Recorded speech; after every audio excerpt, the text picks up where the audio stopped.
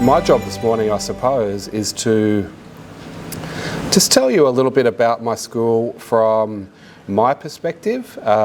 It is, I think, important that you get a chance to hear things beyond the official, glossy, published website and other material. That stuff's important, and that's probably got you here.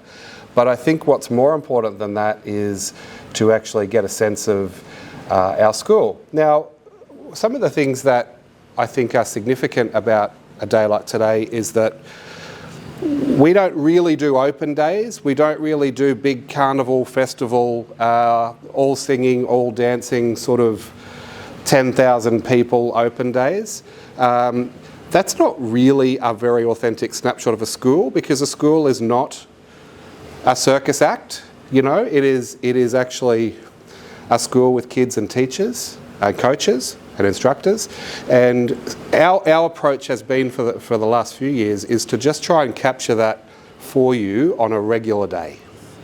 So today is not a very it's not a very different day by Canterbury standards. All the year levels are here, except our year 8s who are on outdoor education this week, which is wonderful for them. But it is just a regular old day at Canterbury. So we want you to be able to get a sense of that as you walk around. And of course, you can't really know that until you walk it and see it. And so there's going to be some small groups sort of assembling at the end of our session here and before we assemble back, just to take you on a little bit of a walk around our school, to give you a bit of a sense of what it looks and feels like on a regular day. That school is about 1,600 students, which for some of you might feel like a big number, but remember that's 1,600 students across prep to year 12. So it's actually only about 750 students in the junior school and about 850 students in secondary. So by modern standards, that is not a large school. But we think it is just right for us. It's a good size, so it lets us be able to do everything that we want to do with regards to extra programs. It lets us still be small enough to be responsive, I guess, to our families and our kids. 310 staff. That's not all teachers, of course. 310 staff is represented by about 125 teachers across prep to year 12, and there's about 80 or so people who work in the school every day who are not teachers, who support education, and then the balance of those people are specialist coaches and instructors who work through the school on a more casual or part-time basis. So, but it's still it's a big community. It's a big community. Add to that, in that 36 years, add to that something like, I don't know the exact number off the top of my head, but I think it's about 4,300 Year 12 graduates, okay, since our first graduating class in, our first graduating class was in 1991. So yeah, that's the profile of our school. Most of you will have worked out by now that our main entry points, and these are not exclusive, but these are our main entry points. This is where most students will come into our school, is prep and 5 and 7, and these days a lot more into year 10 as well. Those are entry points that we set up, so there are places available at each of those. But of course, in between those year levels, there are usually wait lists, and those wait lists move pretty quickly, and so therefore, you know, there are always places in most other year levels if you're in there with enough notice. I'll give you a little bit of a flavour of our geographic area, and I suspect this room will be represented around the north, south, east, west of Canterbury as well. I'd be very surprised if it wasn't. We do draw here, because of our very central position, we do draw students from quite a large corridor, you know. Logan and Scenic Rim, obviously, northern Gold Coast, the southern suburbs of Brisbane, Redlands. We have bus routes that sort of try and navigate a lot of those different corridors as well, and some of you probably have already looked at some of those bus routes and checked out where you live in relation to them. We are a school that people come a long way for, and that's pretty much always been the case here. Although our area around us is growing really quickly, we are a school that, that's not just the local suburban school. We have a lot of people who make a decision to come here and travel, 30, 35, 40, 45 minutes to be here as part of our school, and we love that. And of course, it means that what we have here as a student population is a really diverse snapshot of South East Queensland. So I like to talk about the Canterbury DNA. And for those of you who there might be some students in here who are thinking about this too, and what does Mr. Walker mean by DNA? I just mean, what are in our building blocks of our school? What is our essence? And I think it's very hard to capture that in one slide, but I think what I've got there is trying to capture for you what makes Canterbury Canterbury. What makes Canterbury Canterbury. So we're an Anglican school, but modern Anglicanism is very respectful and inclusive of multiple faiths. And of course, we wear that as a badge of honour. We go out of our way to express that to our community, that we are a multi-faith, multicultural school. But we find a way of making that work within a really strong Anglican ethos, which at its heart has, I guess, a really strong emphasis on serving your community. And being a good servant leader. We are an all-rounder school. Some schools don't talk about themselves in that way. They say we are a great music school, or we are a great sporting school, or we are the best academic school. I don't talk about our school in that way. The reason I don't talk about it that way is not because we don't have strength in all of those areas. We do, I believe we do. The reason I don't talk about it in that way is because it sells kids short. No parent who I've ever met comes to school and says, look, at the start of year 7, Mr. Walker, what I'm really looking for is my very talented, my daughter here who's very talented at art, I really only just want you to focus on that for the next 6 years if you wouldn't mind. All the other stuff that you're doing, not really into it, just the art for us. Or I've got a great rugby player here, Mr. Walker, he loves rugby, he'd play rugby all day long if he could. Can you just focus on that for the next 6 years? No parent ever said that. No parent wants that, I don't think. We are a school for all-roundedness. So kids will come to us with different talents, aspirations, strengths, weaknesses. Good on them, we all do. And our job is not to try and tarnish that. Our job is to still harness that talent, but develop everyone across the board. And I'm going to talk to you a little bit more about what I mean by that as we move on. Because we are a school that has a lot of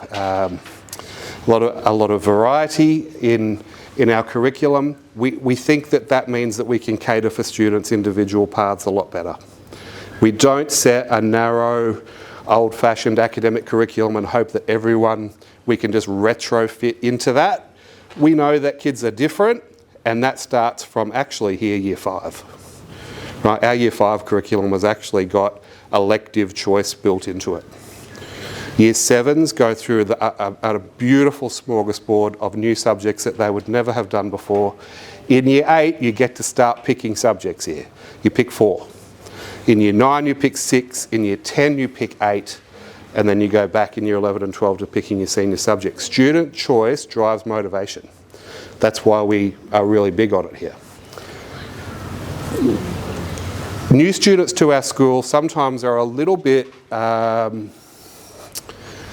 particularly older students, students who start in high school, they sometimes think that Canterbury's a little bit strange, and they'll sometimes say to Rebecca Adamson or Megan King, Head of Secondary, sorry, I should have introduced them, Head of Secondary Rebecca Adamson, Deputy Principal Megan King, they will say things like,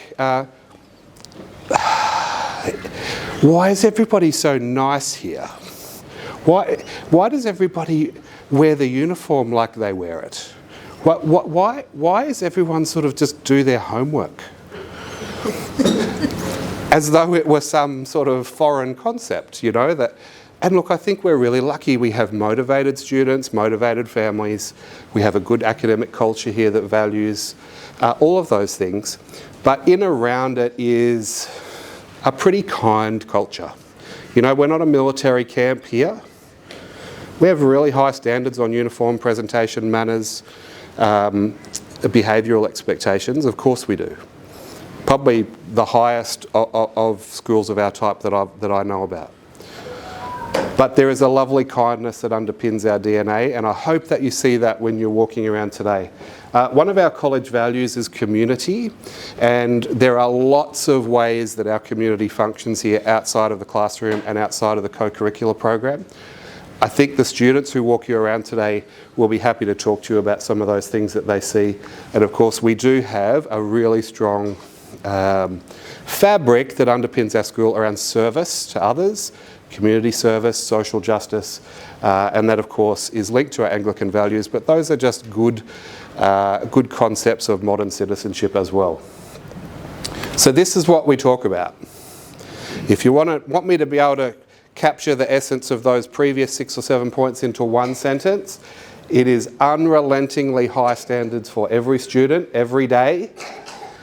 You know, we don't have days that we just think, oh no, today's just going to be like we're just going to have fun today. You know, we do have fun, but every day we have high standards. Every day we expect students to be at their best. And we do work from a position, and you might think, well, Mr. Walker, wouldn't every school have this as their starting position? Well, I don't think they do, to be perfectly honest with you. And that is that every student is capable of improving every day. No one is stuck where they are. Oh, I'm not very good at this and I'll never be any good at this. Wrong. I'm so good at this subject, I don't really have to work very hard to get good marks. Wrong, right? Everybody has to work hard every day to maximise their potential, and that's our starting position. And I think that is part of the reason why our school is a great school. You've probably seen this World Ready concept around, maybe you see it on the website, marketing things. We really mean it. And again, you might say, well, wouldn't every school want to have Year 12 students after 12 years or 6 years or 14 years that are world ready, who are world ready? You'd be surprised. There's still an awful lot of schools out there who think that their job is just to have really good Year 12 results, not to actually have functioning adult humans who can navigate their way through study, life, relationships, complexity, adversity, ambiguity. Our job is to actually set up situations for them in their life here that make them more world ready than they would otherwise be. So that's why those words appear everywhere, because we really believe it. Essentially, you need to know that we are an academic school, and we are an academic school. First and foremost, we are an academic school. I talked before about all-roundedness, and academic achievement sits as one of those planks of all-roundedness. There's some data there up there, you might have seen some of that before. It is the case that about 3/4 of our students at the moment are heading to university, but and that is a high percentage. You know, that's a high percentage. Across the state, it's between 40 and 50. I want to say this. As every year rolls on, and we've got some kids in the room who are in grade 4 and 5 and 6, some who are a little bit older, but as every year rolls on between now and when they are in Year 12, this world of ATARs and academic achievement and Year 12 results and university entrance is changing so rapidly every year. It is deregulating every year. So what is an academic pathway is not the same as it was 10 years ago, and it certainly is not the same as it will be 5 or 10 years from now, when some of these young people in here are in Year 12. So ATARs and subject achievements and things like that are not the only marker of whether or not a school is doing well. We're we think we've got some great data. We think that we do very well and our students go on and achieve wonderful things. But that's not the marker of what makes us a good school. I talked before about the fact that we have a lot of student choice in curriculum. That makes timetabling our school and staffing our school actually really hard because we have a lot of choice of a lot of subjects in a lot of year levels. But we think it's really important.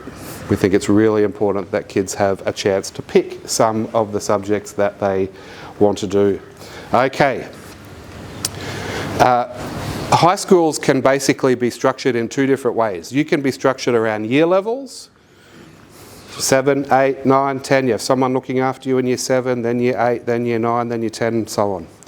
Or you can be structured in a different way, which is what we call a vertical, what schools call a vertical pastoral care model, which means that when you join your house at the start of year 7, if you're coming to us at the start of year 7, you join one of these house communities and that's your house community for the time you're here, and your head of house and your assistant head of house is your pastoral carer for those 6 years. That's the way we work it. You don't change and rotate through a different year coordinator every year who has to learn you and learn your family, right? And your brothers and sisters and whomever is in your family. You are all in one house for that time. There are only about 130 students in the secondary school in every house. About 23 on average per year level per house.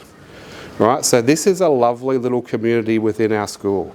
It's our way of looking after our kids, and it means that the head of all of those houses, the teacher who is responsible for administering all of those houses, and their assistant head, they are the point of contact for parents, and they are the academic and pastoral well-being person. You don't have to learn 70 different people, you just have to learn that one person, and they will help you navigate around the school. And some of our heads of house, I think, are in and around today as you walk around. So we talk about this idea of they are like a parent at school. They're certainly here to care for the students, but obviously some discipline as well, and their job is to make sure that over 6 years in secondary, that they are making sure that every student in their house is progressing, is moving, that we're capturing all of the things that they're participating in, their academic achievement, their behaviour, their absenteeism, their illness, and that they are crafting out a personalised pathway for everybody in their house. That's our job, and that's the job of the 6 heads of house and their assistants. All right, some of the important cool things that are here at Canterbury, I've just got up here on the screen. I'm not going to talk about all of them equally, but it's certainly the case that there are some things up here that are different, that make us different. We have our wellbeing program from prep to year 10 is built around this program called the Resilience Project. You may have seen the Resilience Project in the media. It's becoming a very, very popular program in schools. Its founder and leader is a guy called Hugh Van Cuylenberg, who has run professional development sessions here and parent sessions for us as well. We think it's the best program. That's why we use it. And we use it from prep all the way through into secondary as well. We're a Microsoft Showcase school, which means we get access to a whole bunch of cool Microsoft things in the life of the school. We have Microsoft laptops. Our teachers are Microsoft educators, a good number of them, a growing number of them. And it means that the tech that we have and the teaching and learning that we do through those Microsoft Surface devices is as good as it can be. I don't think there's a school out there that has that level of buy-in that we have around it. We have an academic talent development program called Lumina. So for those of you who want to do a little bit more academic work than average, that sits there as an option as well. Lots of co-curricular. Hopefully you've got a bit of a sense of all of the co-curricular activities that are on the table through sport, performing arts, thought sports, clubs and societies, and a whole lot of things that sit in between all of those things as well, things like entrepreneurship and student leadership initiatives. One of the wonderful things that we have at our school is membership of the Associated Schools private school network. That is primarily a sporting association, but it also has some other elements as well. There are 8 TAS schools around Brisbane. They sit north, south and east and west around Greater Brisbane. We are one of those 8 schools. We're actually a founding member of the TAS, and this is the competition in which we play sport on Saturdays. Okay, so it is something. I know that every family has their own routines and things on the weekend, but part of the routines of being a Canterbury family is Saturday morning. Okay, our sport is usually over by lunchtime, except for cricket. Cricket is not over by lunchtime, unfortunately, but those boys do not mind one bit. They would spend all day playing cricket all week if they could. So one of the things that we do is rotate through different seasons in the TAS. So there are 3 sporting seasons in term 1 and 2 and 3. You'll have 4 home games and 4 away games on Saturday morning. So there's a little bit of driving. We want all of our year 7s and 8s, for example, as a bare minimum, to be playing 2 sports and doing 3 co-curricular activities. Busy kids are happy kids. Right? They fit in better, they make friends in different parts of the school, which makes them more resilient in the long run. It's part of the formula. So, and of course the schools who we get to play against are wonderful schools. Wonderful schools. Very like Canterbury. It's a very happy experience on Saturdays. I've worked in some other private school sporting competitions in and around Brisbane and Australia, and I can tell you they're not all as decent and happy as the TAS sporting competition is. Certainly there's some of you might have gone to some of the schools in Brisbane that have much more fierce sporting competitions on Saturdays. The TAS, I think, is a nice balance. It's a nice balance. And it's the only co-ed sporting competition in Brisbane private schools. So that's the one that we are in. Those are the 4 elements of Canterbury, and I hope that you see little glimpses of all 4 of them today. I think you will, actually. I'm positive you will, and I want you to talk to me about them in and around the tours as well. I'm keen to talk to you about the 4 of these things. We want our students to be thinking about themselves in all 4 of those areas. I said before, yes, most of us would have a preference probably for one of those 4. Our comfort zone is to function mainly in one, and that's okay, but you've got to develop your capabilities and your confidence in all 4 of those things. That's what makes our students, I guess, the most resilient versions of themselves they can be.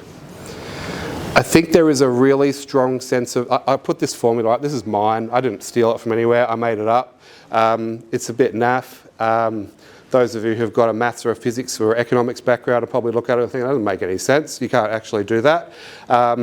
It's really just to illustrate the components of what I think our culture is.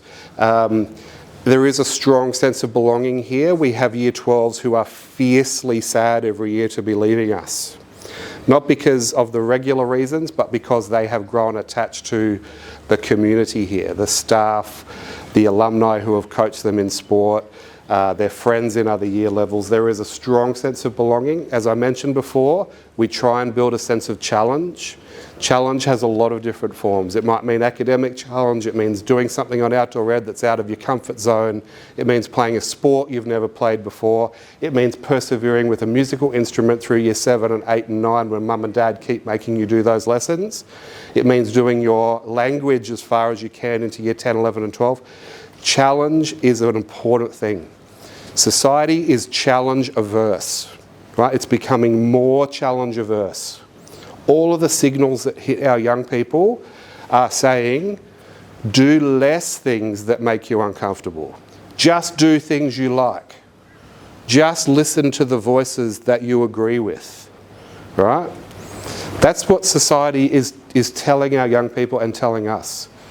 It's so important that we as a school build in opportunities to challenge and be challenged so that there's some level of personal growth. And the last one is a dedicated spirit. Our classrooms are very quiet, they're productive, teachers get through the work. They do that because our students turn up every day feeling like 5 60-minute lessons they are going to be working pretty hard through. The teachers plan the work, they do the work. Students get better.